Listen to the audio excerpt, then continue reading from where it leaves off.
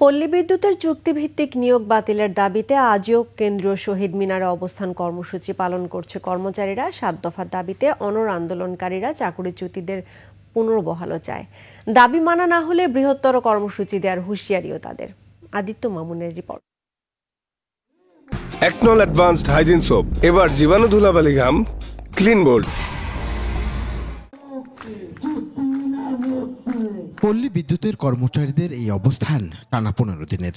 তাদের দাবি, নিরাপত্তার অভাব, অবহেলা ও অনিশ্চয়তায় গেল 36 বছরে সারা দেশে এমন ৪৫,০০০ কর্মী রয়েছে। চাকরি স্থায়ী করার জন্য এবং চাকরিচ্যুতদের শপথে বহালের দাবি তাদের। চুক্তি থেকে মুক্তি অথবা মৃত্যু, এই দুইটার মধ্যে একটা আমরা নিয়ে যাব। আমাদের লাইন ক্রু আছে, আমাদের মিটার এমআরসি আমাদের চুক্তি থেকে নিয়মিত করতে হবে। তাদের বিষয়ে সরকার এখনো কোনো আশ্বাস না নেওয়ায় ক্ষুব্ধ তারা। এই সরকার কেন বসছে এখানে? সংস্কারের জন্য না? তাহলে উনি কি সংস্কার করছে? রাষ্ট্রীয় পর্যায়ে যখন কমিটি তৈরি হয়, সে কমিটির রিপোর্ট বিলুপ্ত হয় কিভাবে?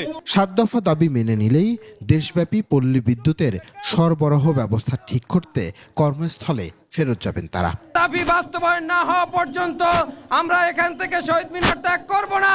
ওই চেয়ারম্যান স্যারকে বলতে চাই, আপনি মনে করেন না যে আন্দোলন শেষ, লাশের বন্যা বয়ে যাবে, তারপরে এখান থেকে কেউ এক পাও পিছপা হবে না। আমরা এই ৪৫,০০০ মানুষ যদি ভালো থাকি, ইনশাআল্লাহ ১৪ কোটি মানুষ ভালো থাকবে। আপনারা এই সহজ কথাটুকু কেন বুঝতেছেন না? পল্লী বিদ্যুতের চেয়ারম্যানের অপসারণও তাদের দাবি। আদিত্য মামুন, ২১শে টেলিভিশন, ঢাকা।